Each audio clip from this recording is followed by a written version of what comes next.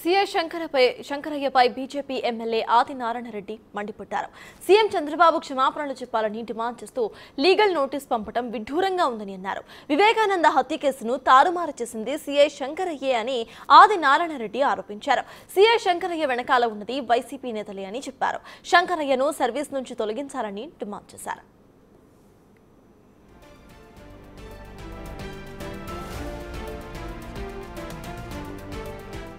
CI శంకరయ్యపై BJP MLA Adinarayana Reddy మండిపడ్డారు. దీనికి సంబంధించిన పూర్తి అప్డేట్స్ మా ప్రతినిధి సాయి శంకర్ అందించడానికి సిద్ధంగా ఉన్నారు. సాయి, చెప్పండి, ప్రెసెంట్ ఈ మొత్తం కేసుని అసలు ఎలా చూడాలంటారు, ఈ సిచ్యువేషన్ ని, అండ్ పొలిటికల్లీ ఈ సిచ్యువేషన్ ఎలా ఉంది ఏపీలో, అక్కడ అప్డేట్స్ ఏంటి? సీఎం చంద్రబాబుకి లీగల్ నోటీస్ ఇచ్చినటువంటి సీఐ శంకరయ్య పైన బీజేపీ ఎమ్మెల్యే ఆదినారాయణ రెడ్డి తీవ్ర ఆగ్రహాన్ని వ్యక్తం చేయడం జరిగింది. అసలు సీఎం కి లీగల్ నోటీస్ ఇచ్చేటటువంటి పరిస్థితులు ఉన్నాయంటే ఎలాంటి పరిస్థితి ఉంది అనే విధంగా కూడా ఆయన అయితే చెప్పడం జరిగింది.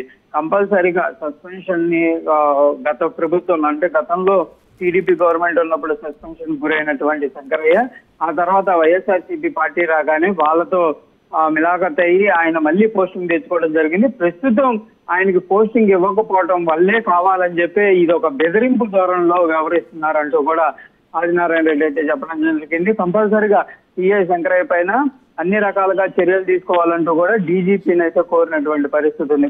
ఈ అంశానికి సంబంధించి అసలు వివేకానంద రెడ్డి హత్య కేసులో ప్రధానంగా ఎవిడెన్స్లన్నీ కూడా తారుమారు కావడానికి కానీ ముందు ఆ హత్య తర్వాత దానిని తిరిగి మళ్ళీ ఆత్మహత్యగా ఇదంతా కూడా మార్చడానికి శంకరయ్య కారణం అంటూ కూడా ఆయన అయితే చెప్పడం. మొత్తంగా మాత్రం ఈ రోజు ఈ సీఎం కి సంబంధించినటువంటి నోటీసు అంశంలో ప్రివిలేజ్ కమిటీకి కూడా కంప్లైంట్ చేస్తాము, కంపల్సరీగా శంకరయ్య పైన అన్ని రకాలుగా కూడా చర్యలు తీసుకునే విధంగా కూడా ముందుకు వెళ్తాం అనే విధంగా కూడా కొద్దిసేపటితో ఆదినారాయణ అయితే మాట్లాడించారు. ప్రస్తుతం అయితే ఈ అంశం అసెంబ్లీ వేదికగా కూడా ఒక చర్చాంశనీయంగా మారింది. ఎందుకంటే బీఆర్ లో ఉన్నటువంటి ఒక సీఎం కి డైరెక్ట్ గా లీగల్ నోటీసులు ఇవ్వడానికి సంబంధించినటువంటి అంశాలు అయితే కంపల్సరీగా శంకరయ్య వెనక పొలిటికల్ లీడర్లు లేకుండా ఇలాంటి అడుగులు వేసేటటువంటి పరిస్థితి ఉండదు అనే విధంగా కూడా ఇటు టీడీపీకి సంబంధించి కానీ బీజేపీ కూటమి ఎమ్మెల్యేలందరూ కూడా చర్చించుకుంటున్నారు.